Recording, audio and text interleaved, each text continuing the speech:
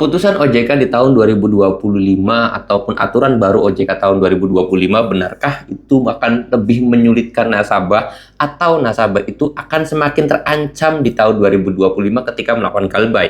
Nah, ini semuanya banyak banget yang ditanyakan karena mungkin tahun 2025 ini memang ada aturan baru dari OJK untuk para nasabah dan juga pinjolnya. Nah, di sini saya sendiri lagi baca komentar ya, ini saya baca pegang tablet juga. Nah, di sini saya mau bahas buat teman-teman semuanya.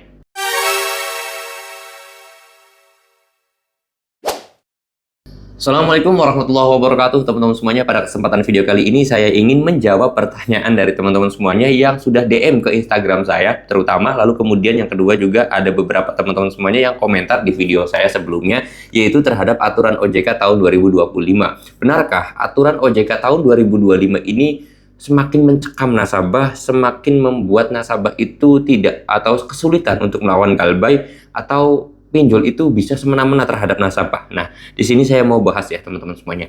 Jadi masalah terhadap aturan OJK tahun 2025 itu sebenarnya ya, aturan yang sekarang sudah berlaku tahun 2025 itu adalah keputusan di tahun 2024. Jadi sebelum ini mulai tahun 2025 ini per 1 Januari ya, per 1 Januari kemarin itu tahun 2024 pada bulan Oktober sudah ada sidang atau sudah ada putusan atau surat edaran dari OJK untuk aturan terbaru tahun 2025. Nah, kalau saya baca semua aturannya itu justru tidak ada yang memberatkan nasabah atau apa kasarnya ya, malah justru meringankan nasabah terhadap aturan-aturan baru di tahun 2025 ini teman-teman semuanya.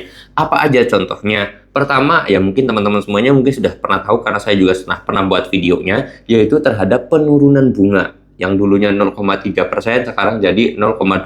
Ya walaupun kadang di kondisi di situasi lapangan memang berbeda ya teman-teman semuanya. Lalu kemudian yang kedua masalah denda keterlambatan itu juga mengalami penurunan. Nah, denda keterlambatan ini mengalami penurunannya tergantung hutangnya itu apakah dia yang produktif atau non produktif. Kalian boleh nonton aja video saya sebelumnya, di situ sudah pernah saya bahas yaitu tentang aturan jelas atau aturan detail pinjol tahun 2025 itu sudah saya bahas. Nah, di sini kalau saya baca inti dari keseluruhannya adalah justru kebalikan dari beberapa berita yang viral ya. Karena saya lihat di media sosial ya seperti Facebook, TikTok dan juga apa ya grup-grup Facebook kayak gitu, itu justru kebalik. Mungkin saja orang yang membuat postingan seperti itu adalah pihak DC pinjol atau pihak pinjolnya langsung atau admin pinjol ataupun karyawan pinjol ya. Itu mungkin ditugaskan seperti itu untuk menakut-nakuti kalian. Jadi jangan mudah percaya terhadap media sosial lalu kemudian kalian menangkapnya mentah-mentah dan kalian akhirnya mempercayai berita hoax seperti itu ya.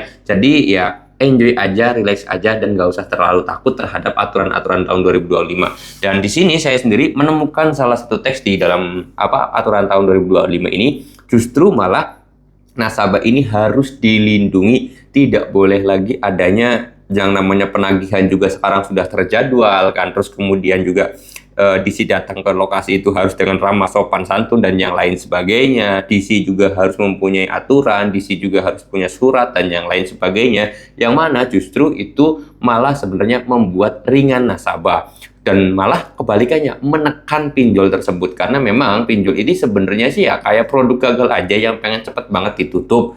Hanya saja ya mungkin karena belum ada hal yang mungkin bisa membuat pinjol ditutup itu susah, makanya pemerintah mungkin sedikit demi sedikit aturannya setiap tahun itu justru malah memberatkan pinjol. Mungkin kalian bisa lihat sendirilah riwayat hutang pinjol dari tahun 2015-an gitu kan, tahun 2016, tahun 2018, tahun 2019 dan sampai sekarang tahun 2025, justru aturan-aturan tersebut itu adalah yang meringankan nasabah ya teman-teman. Oke.